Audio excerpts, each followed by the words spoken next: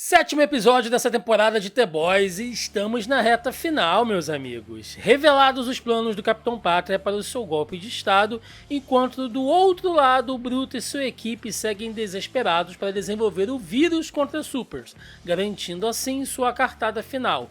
Mas antes que vocês comecem a se borrar de ansiedade como Tessiteia, vamos a mais um vídeo de análise aqui nesse canal. Pois é, meus amigos, finalmente chegamos aí ao sétimo episódio dessa temporada, e que temporada, né? E antes de começar a falar sobre isso aqui, cara, assim, eu tenho que ser bem sincero com vocês, tá? Porque é o tipo de vídeo que pode irritar muita gente, ou sei lá, é aquele...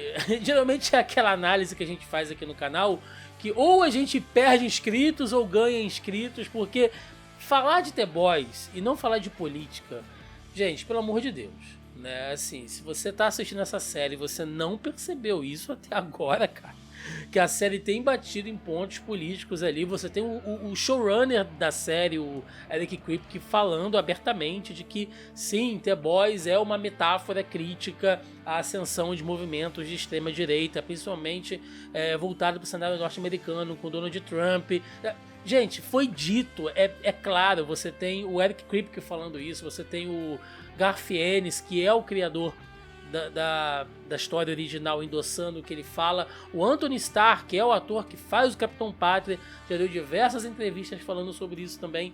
Então não é uma coisa que está sendo inventada, né? Então pelo menos nesse episódio, que já é o penúltimo, a gente está indo para a reta final, eu pretendo falar, lógico, dos fatos do episódio, mas a gente não pode fugir nunca da análise política também, que tem a ver.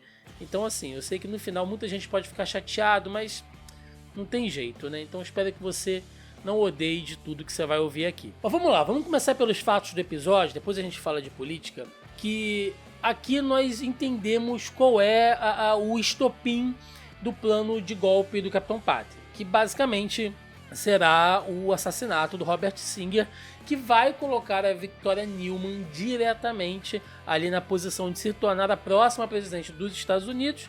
E por trás dela a gente sabe que tem toda aquela máquina envolvendo a Vault, o Capitão Pátria, aqueles apoiadores ali, aquela galera do mercado financeiro que a gente viu no episódio 6, armando tudo. Então aqui a gente sabe exatamente o que eles pretendem, que é assassinar, fazer um atentado contra o Robert Singer. E não vai ser um atentado comum não, tá? Nós tivemos aqui a introdução de um novo personagem, que é o Metamorfo, que está incumbido de fazer esse atentado, né? Vai partir dele ali o ato de matar o Robert Singer, e também eu já aposto aqui que ele vai fazer não somente o atentado em si, mas de quebra vai tentar incriminar alguém, possivelmente a Luz Estrela, já que ele pode assumir ali a forma de outras pessoas. Termina esse episódio com ele assumindo a forma dela.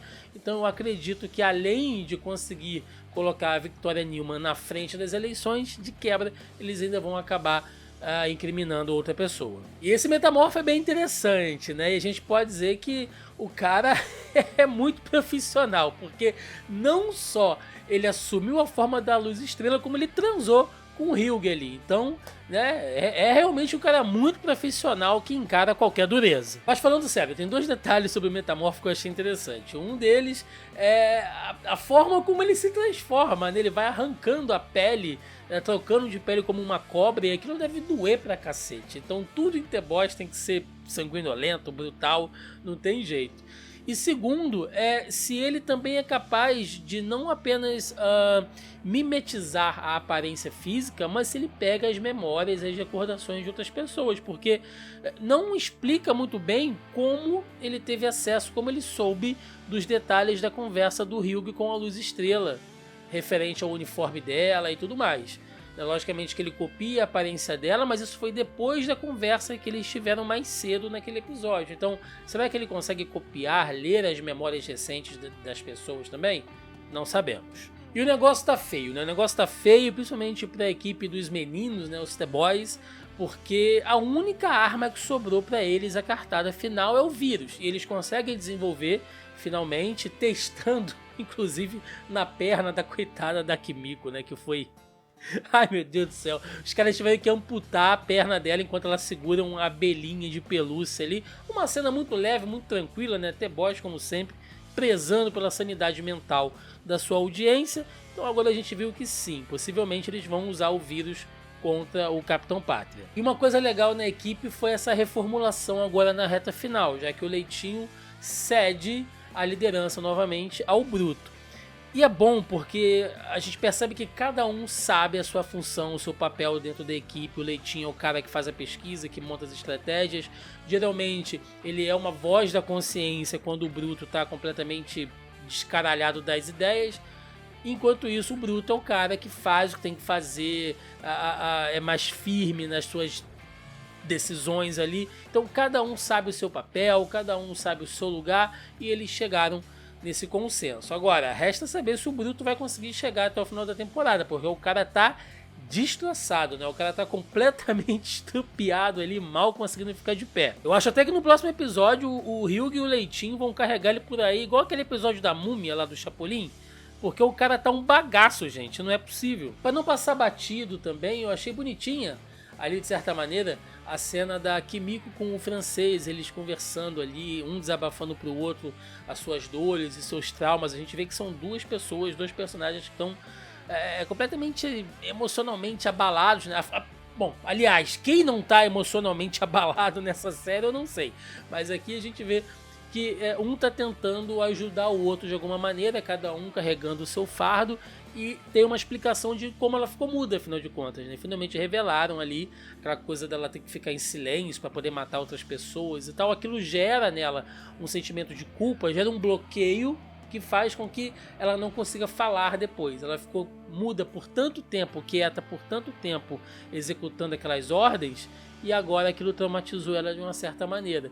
Então, achei legal essa cena de desabafo entre eles. Dito isso, eu só vou reclamar realmente daquela cena de luta ali envolvendo o Profundo, o Black Noir, o Bruto, a Luz Estrela e depois o próprio Trem-Bala, porque aqui a gente percebe claramente a mão do roteirista pesando, né? Tinha que ser revelado de alguma maneira que o Trem-Bala era o informante.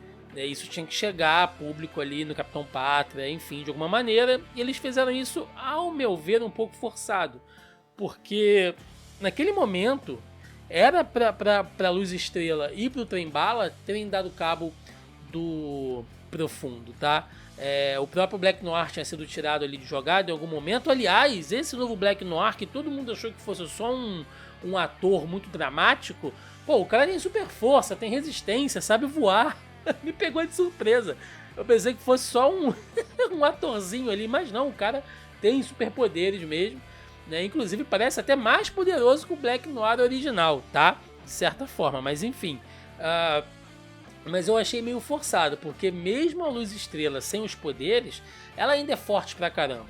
Então se eles tivessem batido na cabeça do Profundo com aquela anilha até ele estourar, tinham dado cabo dele. E o Trem-Bala poderia fazer aquilo rapidinho, literalmente rapidinho.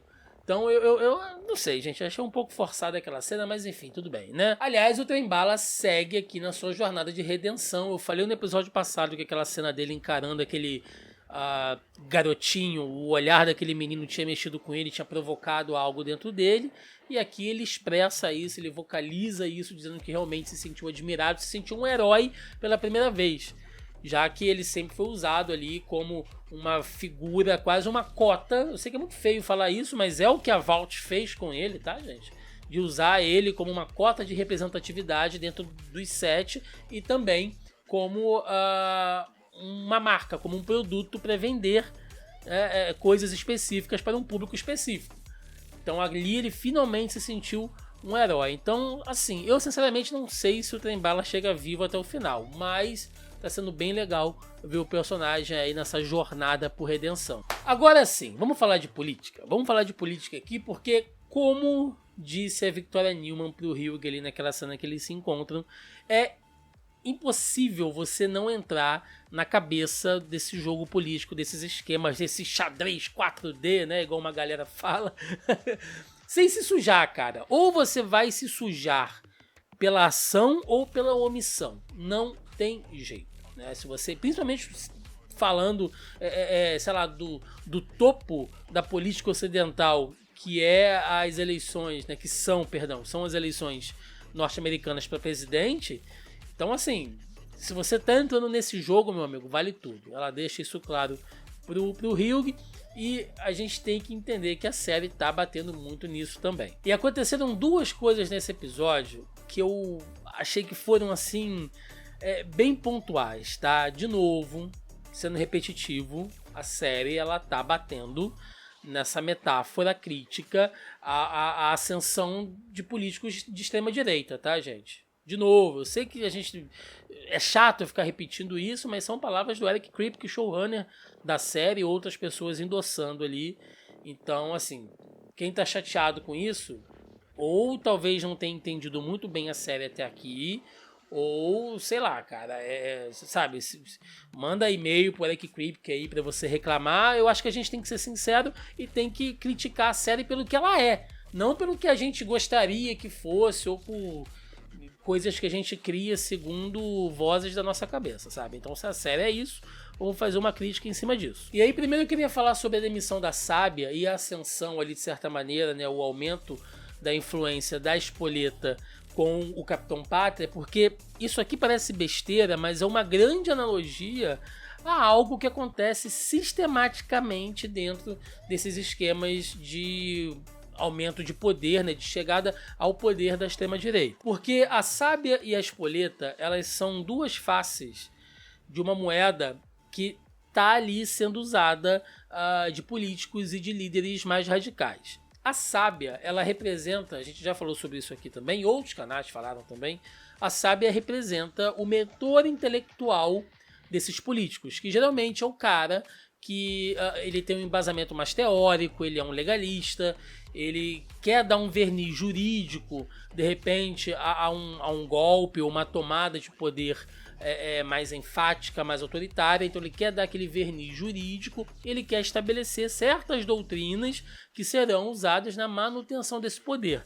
E geralmente essas pessoas, elas ficam ali mais low profile, digamos assim, né? Ficam mais nas sombras, não aparecem tanto. Por outro lado, a Espoleta representa o quê? Representa o influenciador digital, o influenciador ideológico, que é o cara que está mais preocupado não nessas questões burocráticas de leis, nada disso. O cara quer saber de número, de audiência, de curtidor, de like, é isso que ele quer saber. Então ele vai apostar no discurso mais ideológico, ele vai apostar em estratégias que se utilizam de fake news, de teoria da conspiração, de discurso moral, de desfile de virtude. Então cada um tem a sua estratégia. E geralmente quando essas duas frentes ajudam uma tomada de poder, elas vão entrar em conflito em algum momento.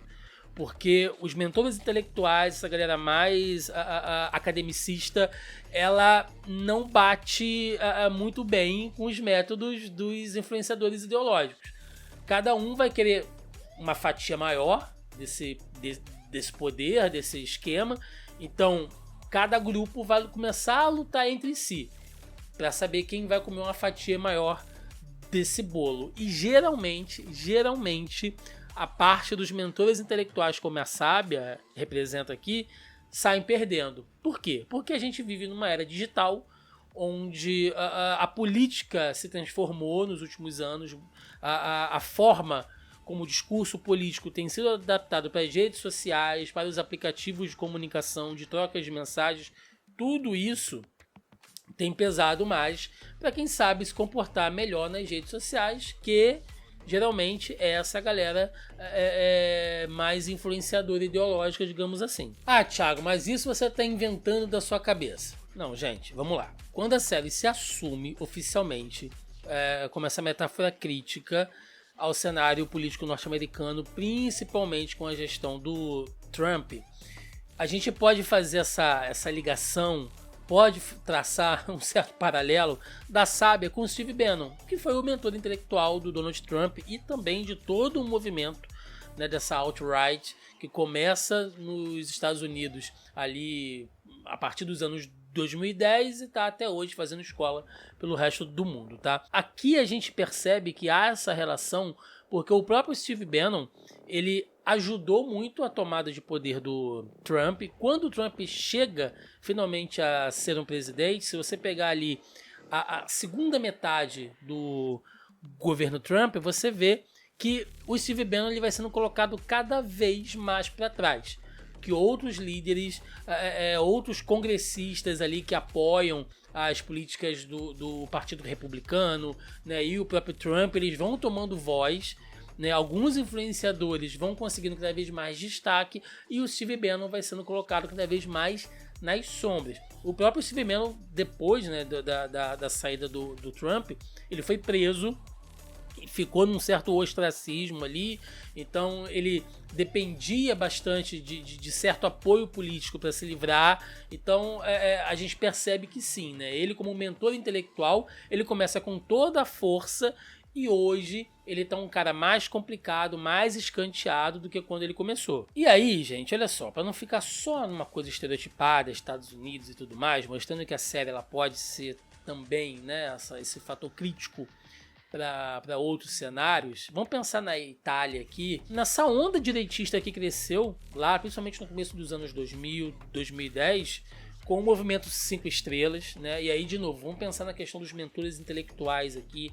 A gente tem o Gianroberto Casaleggio, que já não está mais aqui, né? Que já faleceu, o Beppe Grillo, que foram caras que movimentaram, que se aproveitaram dessa onda direitista que começa agora no início desse século, que teve também influência do próprio Steve Bannon. O Steve Bannon foi na Itália muito durante esse período, participou de reuniões e convenções por lá, mas que, e assim, deixando claro, gente, deixando muito claro, né, que o movimento 5 estrelas, para quem gosta de política, enfim, ele não é exatamente um movimento de direita, ele é meio ideologicamente complexo ali, mas sim, ele fomentou muito desse público, desses discursos que mais tarde, posteriormente, serão usados para alavancar ali a chegada ao poder de outros políticos de uma direita mais radical, né, como a própria Giorgia Meloni, o Matteo Salvini. Então a gente percebe que esses caras ideologicamente lá atrás eles ajudaram a fomentar uma coisa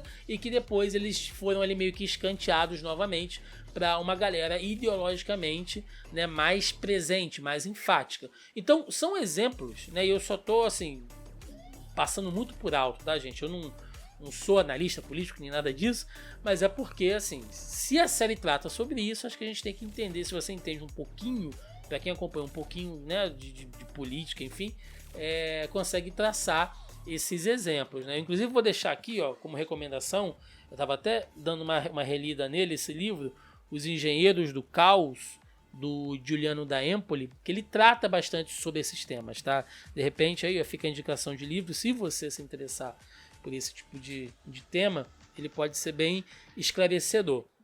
Mas só para deixar claro aqui que não é uma coisa só do cenário norte-americano, sabe? Você consegue abranger outras políticas de outros países também que seguem essa mesma metodologia política. Deixando claro sempre que cada lugar, cada partido, cada movimento tem as suas especificidades, então, né, também não pode ser uma coisa muito genérica. Inclusive, vale lembrar que tem alguns exemplos bem próximos da gente de professores e intelectuais acadêmicos que participaram bastante do jogo político brasileiro nos últimos tempos, né, e que aos poucos também foram sendo deixados de lado, alguns nem se fala mais hoje em dia, mas que estiveram presentes aí bastante na última década e que agora foram completamente assim, tiveram a sua presença obliterada por influenciadores, jornalistas, youtubers, enfim, né? Então a gente de novo percebe que geralmente os mentores intelectuais acabam caindo em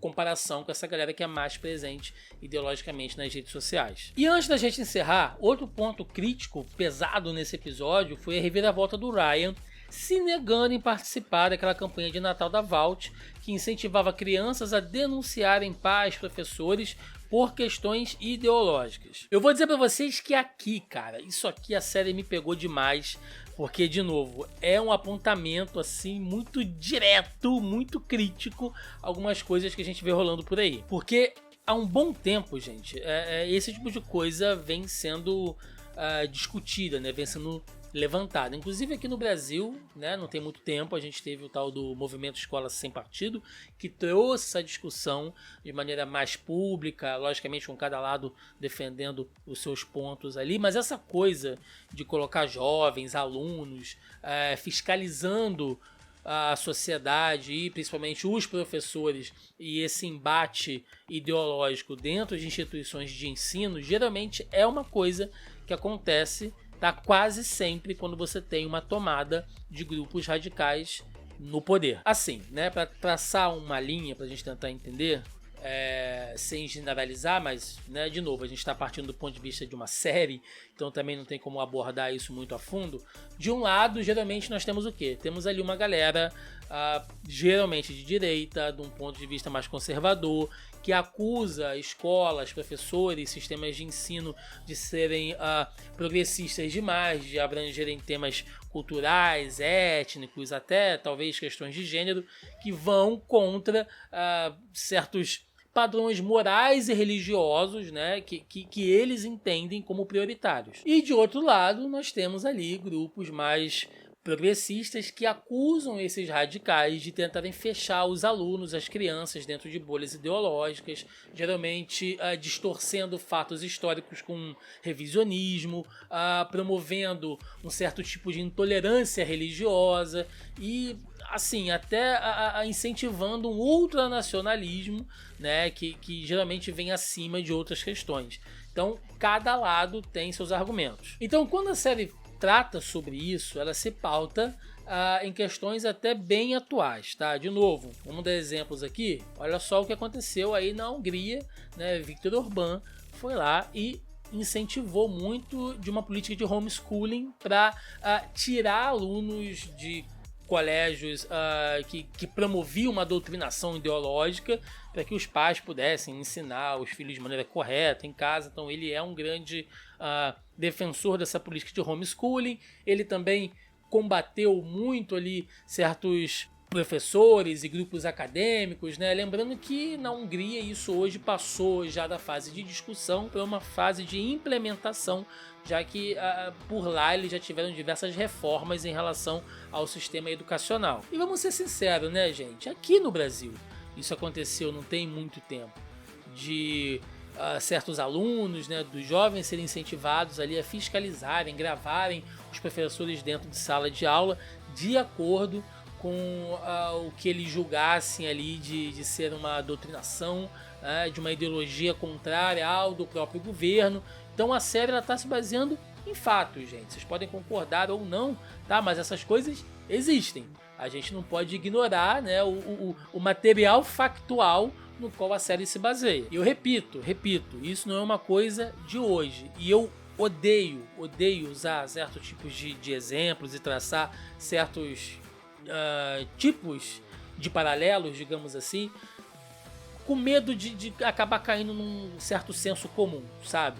Mas, cara, é impossível também, né? Assim, para mostrar que isso não é realmente de hoje, basta vocês pesquisarem aí o que foi a juventude hitlerista, né, da Alemanha, anos 30, que também promovia muito sobre isso, né, ao ponto de você censurar colégios mesmo, mudar todo o sistema de ensino, queimar livro, né, uma loucura. Então, assim, não gosto muito de recorrer a esse tipo de paralelo, mas é impossível a gente não citar isso aqui. Por que eu fiz, né, essa série de apontamentos aqui e avisos, né, e me repetindo um monte de coisa? Porque, gente, é reta final de temporada, semana que vem é o encerramento, e até agora eu tô vendo aí diversos produtores de conteúdo trabalhando isso como se fosse uma novidade, sabe? Então, a série teve aí 8, né? Haverão 8 episódios, 2 meses, um monte de debate, um monte de discussão, e a série já decidiu o caminho que ela vai seguir. Então, assim, lamento, né, quem ficou chateado com isso, mas é disso que ela trata, cara, é disso que ela fala. Eu acho que a gente, logicamente, cada um sabe como produz o seu conteúdo. Eu não estou aqui para ensinar ninguém a produzir conteúdo, não. Quem sou eu para fazer isso? E quem sou eu para dar lição política em alguém? Não sou ninguém. Mas eu acho que a gente tem que falar as coisas como elas são. Então você pode, eu não sei qual é a sua ideologia política, eu não sei qual é, sei lá, se de repente você é militante de algum partido, de algum movimento, não sei, tá? De repente você pode concordar, você pode estar feliz ou infeliz com a série, mas o que a gente não pode negar é que a crítica se baseia em fatos, tá? Ah, eles exageram muito, eles deixam uma coisa muito caricata, muito forçada. É uma série, gente, que trabalha no mundo fictício de super-heróis e tudo mais, então, né, logicamente que eles vão fazer uma coisa alegórica, mas que os fatos aos quais elas tecem as suas críticas, eles existem, tá? Isso a gente não pode negar, infelizmente. Então é isso, chegamos aí ao final de mais uma análise aqui desse episódio, espero que vocês tenham gostado, espero sinceramente, né? Deixe nos comentários aí a sua opinião, o que você achou de mais esse episódio, o que vocês esperam do encerramento da temporada. Semana que vem eu acho que vai ter muita coisa pra gente falar sobre isso aqui. Se vocês gostaram dessa pegada mais política nessa temporada, né, que eles vieram escalonando ali, acho que desde a segunda temporada já estava bastante político, né? E agora acho que ficou bem claro, ficou bem escrachado isso. Me dá a sua opinião aí do que você está achando, dê o seu like ou dislike, o que você preferir, mas se inscreva no canal que nos ajuda e nos incentiva bastante. É isso. Eu vou ficando por aqui, até a próxima. Valeu!